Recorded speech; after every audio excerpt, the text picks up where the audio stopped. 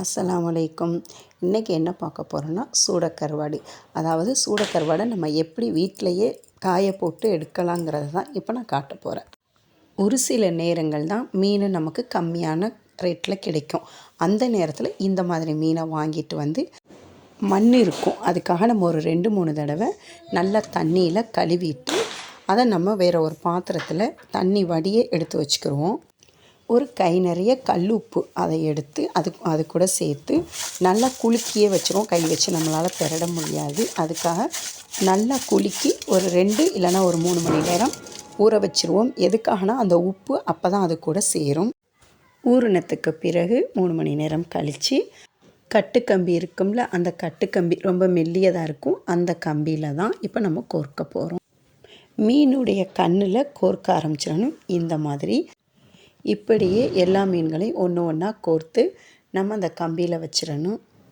நான் காட்டுற இந்த மாதிரி நல்லா வெயில் படக்கூடிய இடத்துல நல்லா கட்டி வச்சிடணும். ஒன்றோடு ஒன்று ஒட்டாத அளவுக்கு நம்ம கோர்த்து அதில் வைக்கணும். எதுக்காக இந்த மாதிரி நம்ம கோர்த்து போடுறோன்னா, நம்ம தனியாக மொட்டைத்தட்டில் காய போடலாம். ஆனால் அதை அள்ளிக்கிட்டு நம்ம சிரமப்பட்டுக்கிட்டு கையில் முள் குத்திக்கிட்டு இருக்கிறதுக்கு நம்ம இந்த மாதிரி கோர்த்து காய போட்டுட்டா அது தனியாக அப்படியே ஆகாயத்தில் காயிற மாதிரி காஞ்சிட்ருக்கும். நம்மளால் சீக்கிரம் காஞ்சி எடுக்கவும் முடியும். நல்ல வெயிலாக இருந்துச்சுன்னா 3 நாளையில் காஞ்சி எடுத்துடலாம். நான் காட்டுறேன் இந்த மாதிரி. இதுக்கு எனக்கு 3 நாள் தான் ஆணுச்சு. ஏன்னா நல்லா காஞ்சிருச்சு. சரியான வெயில் நான் காய போடும்போது. இப்போ பார்த்தாலே தெரியும், சூப்பராக காஞ்சி வந்துருச்சு. இதை எப்படி க்ளீன் பண்ணி நம்ம ஸ்டோர் பண்ணலாங்கிறதை இப்போ நான் காட்டுறேன். இப்போது கருவாட்டில் உள்ள சைடு முள்ளை நம்ம நீக்கிறோம். சிசரை வச்சு கட் பண்ணி இந்த சைடு எடுத்துட்டாலே நமக்கு ஈஸியாக அந்த மேலே உள்ள தோலை ரிமூவ் பண்ண முடியும். இப்போ ஒவ்வொரு கருவாடாக சைடு முள்ளை நீக்கிட்டு அப்புறம் மேலே உள்ள தோலை ரிமூவ் பண்ணுறதுக்கு பதிலாக எல்லா கருவாட்டோடையும் சைடு முள்ளை நீக்கி வச்சுட்டு மொத்தமாக மறுபடி தோலை ரிமூவ் பண்ணலாம். ரொம்ப ஈஸியாக முடியும். ஆனால் இது டைம் எடுக்க தான் செய்யும். ஒரே நாளையிலே எல்லாம் செய்யணுன்ற அவசியம் இல்லை. ஒரு நாளைக்கு சைடு முள்ளை நீக்கலாம், அடுத்த நாளைக்கு நம்ம மேலே உள்ள தோலை ரிமூவ் பண்ணலாம்.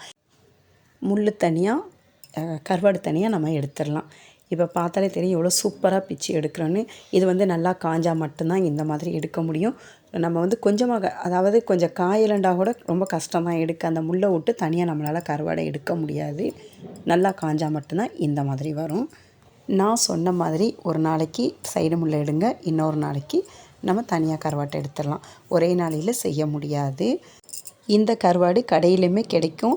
ஆனால் என்ன காய போடுறது மட்டும்தான். இதே மாதிரி நம்ம கடையில் வாங்கினாலும் இதே மாதிரி தான் நம்ம க்ளீன் பண்ணி வைக்க போகிறோம். அதை நம்ம வீட்டிலையே செஞ்சுட்டா உப்பு கம்மியாக போட்டு நம்ம செய்யலாம். இதுக்கப்புறம் நம்ம ஒரு கண்டெய்னரில் ஸ்டோர் பண்ணி வச்சுக்கலாம். நமக்கு தேவைப்படுற நேரம் கருவாடு பொரிக்கிறதா இருந்தாலும் சரி, கருவாட்டை நம்ம செய்ய போகிறோம் அப்படிங்கும்போது ஊற போட தேவையில்லை. கொஞ்சம் போல் எடுத்து வாஷ் பண்ணிவிட்டு உடனே நம்ம சமைக்கலாம். இதை உப்புக்காக தான் ஊற போடுறோம். நாம் செய்த கருவாட்டில் உப்பு கம்மியாக இருக்கும். அதனால் இதை ஊறப்பட வேண்டிய அவசியம் இல்லை. கொஞ்சம் போல் எண்ணெய் ஊற்றி வத்தல் மிளகாய் போட்டு இந்த கருவாட்டை பொரித்து சாப்பிடும்போது அவ்வளோ ஒரு டேஸ்ட்டாக இருக்கும். நீங்களும் ட்ரை பண்ணி பாருங்கள்.